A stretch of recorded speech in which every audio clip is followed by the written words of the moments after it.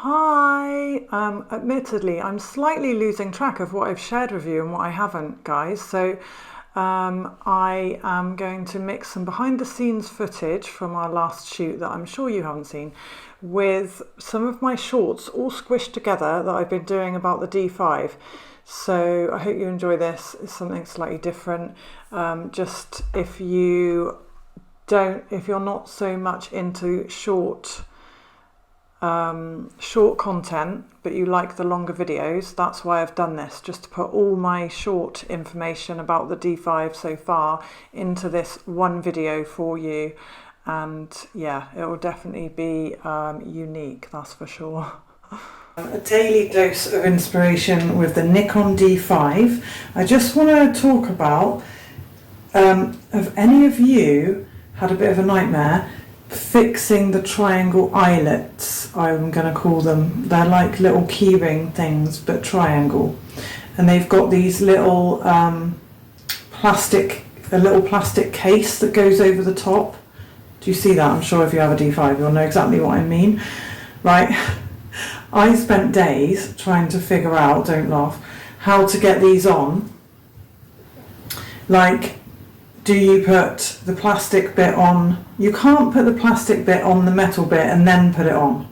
Do you see what I mean? Anyway, I spent so long and I just wanted to save you the hassle.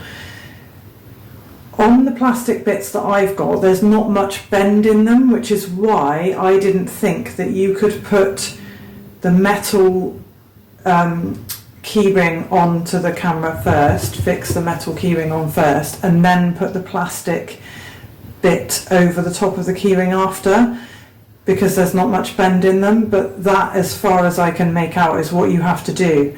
You have to put the keyring on first, and then you have to slot the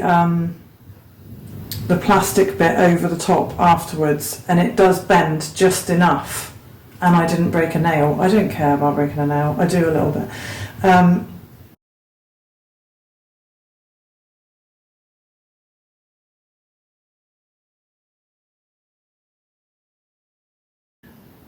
The AI response.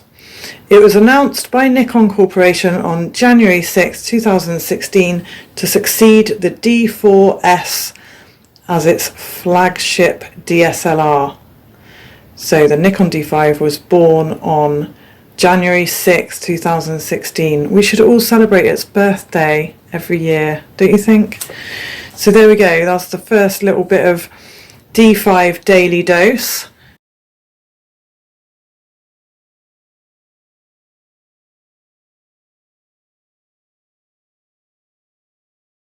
As you are attaching the strap of your Nikon D5, do so with such pride in your camera and gratitude.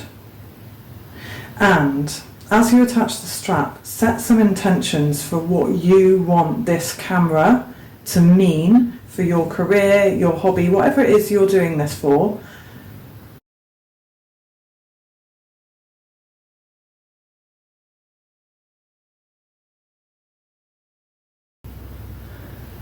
Hi, so after I've got a feel for my new camera, I then want to learn as priority how to change the ISO, of course, and how to get onto manual mode and change the aperture and the shutter speed. Okay, the other priority of mine alongside these is my focusing mode. If my focusing mode is just I'm not in control, like it's just focusing all over the place, I don't like that, so I want to change that as priority as well. I hope these videos are going to automatically flip so that you can see the Nikon sign the right way round. I think they will. It will be really annoying if they don't, because it will look amateurish. Anyway, I'm sure it'll be fine. So what was I talking about? Yeah, so making a bit of a plan of in what order to learn the camera can help you get focused and stay on track with what you want to learn for what you're doing.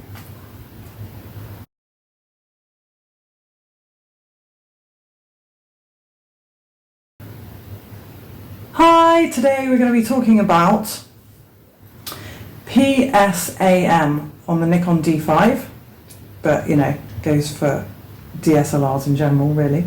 So on the D5 you will find the mode button on the top there, and to change between auto, exposure, everything, the camera's going to do it all for you, to shutter priority, which is S. So P is program, P is, you don't have to think, the camera's going to do it for you. So you've got S, which is shutter priority, you set the shutter speed, then the camera will set the aperture for you, depending on what your shutter speed you've chosen. Then we have A, which is aperture priority, so you select the aperture and the camera will select the shutter speed for you. And then we have M for manual, you decide the shutter speed and the aperture. Okay, so all you do to change between these settings is you hold down mode there, and you'll see them come up here, and then you just use this dial here to change between PS, A and M.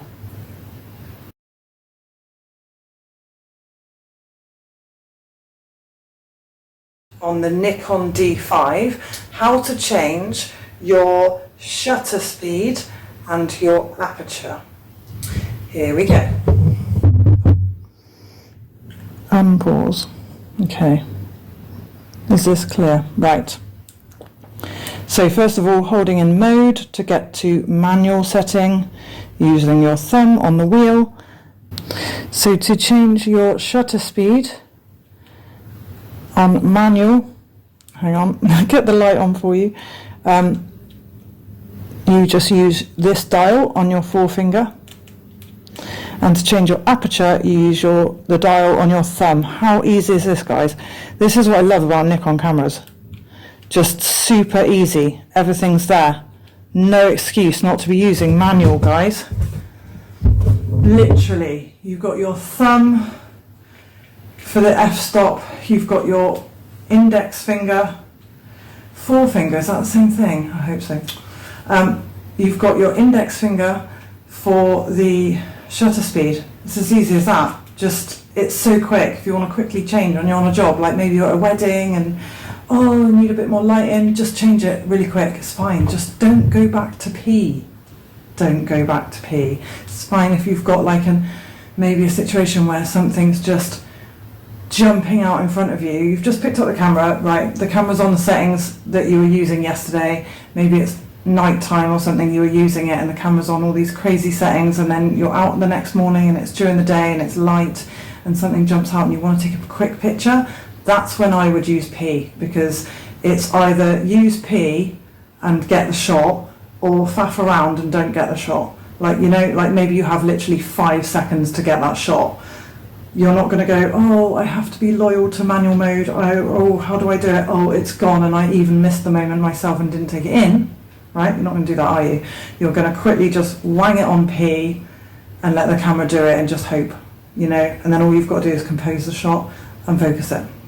So that is when I personally use P, when I don't have time to think. Other than that, should be on manual, guys, in my opinion, in my humble opinion. You know, you just want full control over those shadows, those highlights, the midtones, like, just when you get to grips with manual on a camera, you can only then have a rest when you're using other settings, you know? But if you don't practice on manual, it's always going to feel like the out of reach hard thing that you can't really be bothered to get to grips with. Don't be like that. Just learn it, practice with it, and then you can fall back on the other modes when you're in a situation where you need to or want to, you know, but learn the best way first.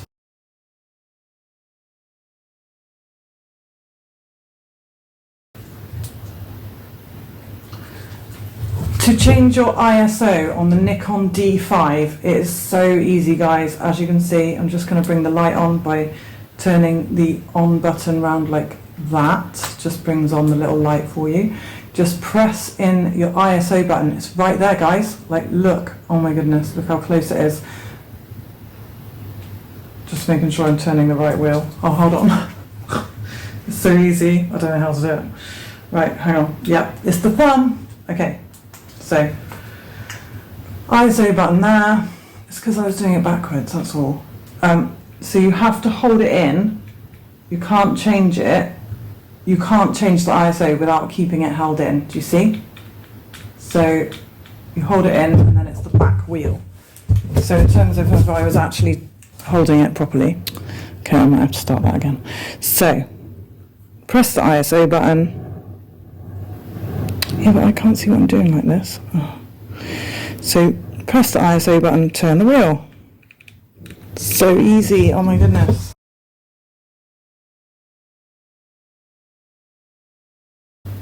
Hi, so on the Nikon D5, how to find your self timer, and in fact it's in the same place as your burst modes. Okay, so, and something else, Q. What is Q anyway? And M up. Okay, not sure. I'll get back to you on that. I'm going to show you now, okay? Hold on. Okay, so can you see this? I really hope this flips it for you. So can you see this? You have to press that little button there, and then you spin the wheel there, right? So you've got S, the single shot, CL, CH, those are your two burst modes. Can you see that self timer is there? It's actually easier that than I'm making it look because I'm twisted round. Can you see that? So you hold in that little button and then you can twist the little dial there. Hold in this little button and just twist this dial here with your thumb. Okay?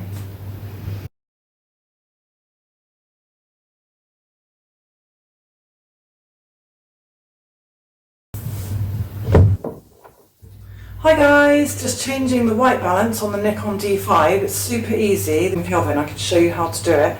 I don't usually use white balance in that way. I usually use it, admittedly, on auto white balance or cloudy because I just love a warm shot and that's normally good enough for me. But if you want to go really into it, you can do it and it's all in the same place. So I'm just going to show you now. So hang on a minute. White balance button is there on the back of the D5.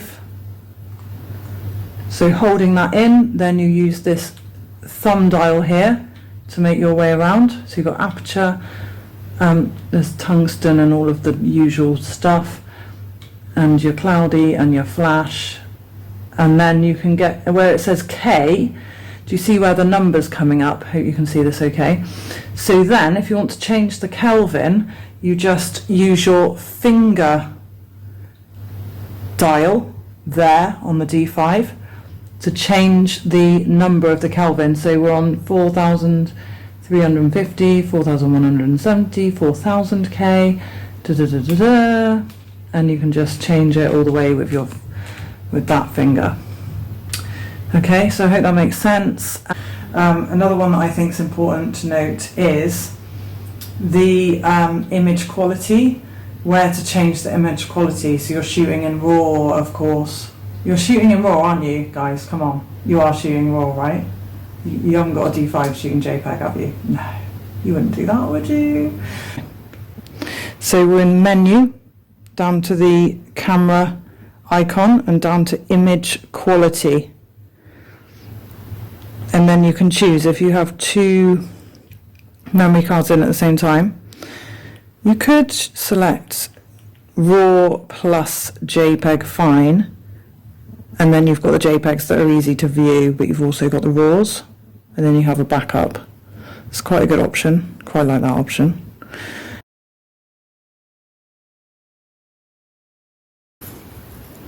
Hi guys, on the Nikon D5, if you like to see a preview of the image just after you've taken it, just go into the menu. Staying in the playback menu, go down all the way to image review and select on. And then when you take a shot, you'll get an instant preview of the image. Just to note, switching the image preview button off will save you some battery. So if you want to shoot and you're running out of battery and you're panicking a little bit, it's never happened to me, honest, just turn that off, and then obviously you're not going to see your image each time, but it will save battery.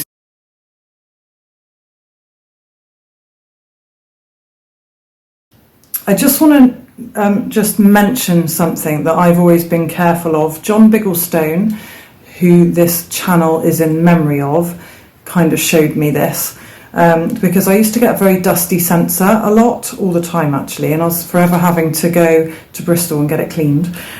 So he would say, get to a space where there's like, minimum dust if you can, like not things blowing in the wind and that could blow in there.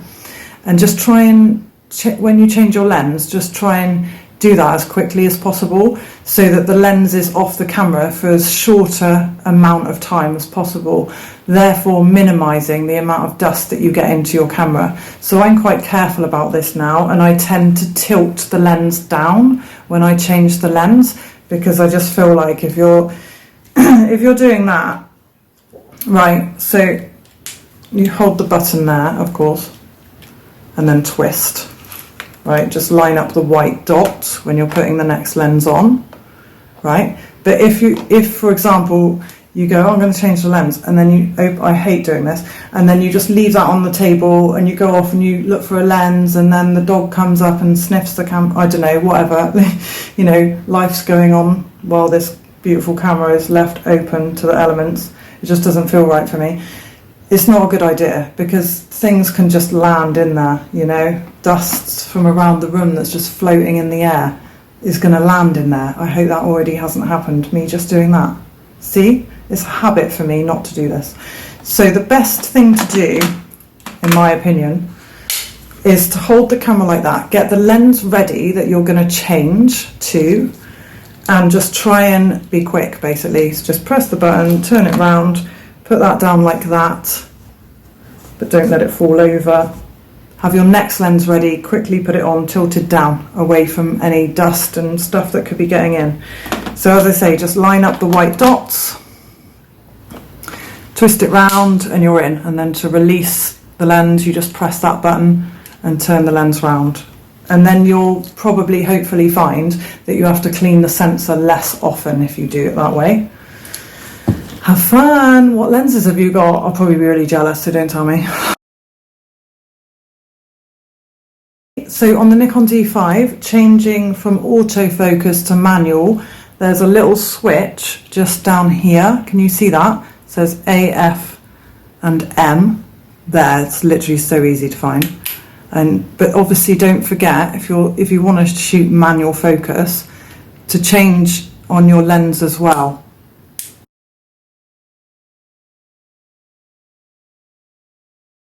On the Nikon D5, to change your focus between AFS and AFC, so single shot focusing and continuous shot focusing, it's really easy.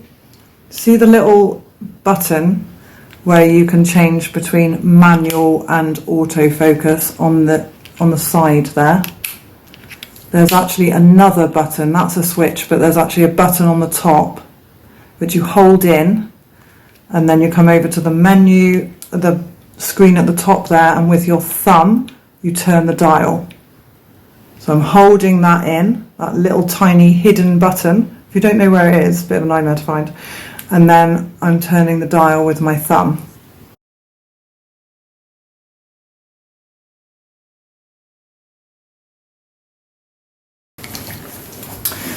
I love the ergonomics of the D5. It's just a great camera to hold. I really love. It's nice and sturdy. It's got that weight to it. It's pretty heavy. Like, I was wandering around with it today for a while, and I was like, oh, my arm's getting a bit achy. But it's a good, solid feeling camera, which I love. So good, you know, you could even do some weights with it. But don't forget, if you're shooting and you're shooting a lot portrait mode, and you find maybe you get a little bit of RSI in your wrist or something, don't forget the D5 has an extra shutter release right there on the bottom of the camera. So there's a little L on there, which I guessed meant lock, so I turned it around, and indeed it has locked that. So if sometimes, like me, sometimes I would be shooting this way all the time because that's just what I'm used to doing, and then I'd accidentally press that, like maybe with that part of my hand, or you're moving around and it just gets knocked or something, and it's annoying, like, you know. And if certain people hold the camera a certain way, it could be, you can just lock that button so it won't be active, and then you can't accidentally shoot it. Do you see? That's really cool. You've got a wheel for your f-stop round the back as well, and you've got a wheel for your shutter speed around the back as well. So you can still shoot fully manual all that way up without having to keep doing all this when you're on a shoot. It's very convenient. It's classy AF. Okay, stop it.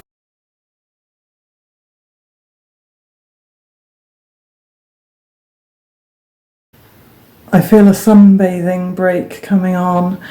Stick with me, guys, don't go away. There's more coming very soon on the Nikon D5. When your head's a mess and you can't get dressed, when you stay in bed with a sense of dread, when you can't see why you should even try, when it gets so bad you want to say goodbye, just look around to the place you once found, the joy and laughter. What happened after?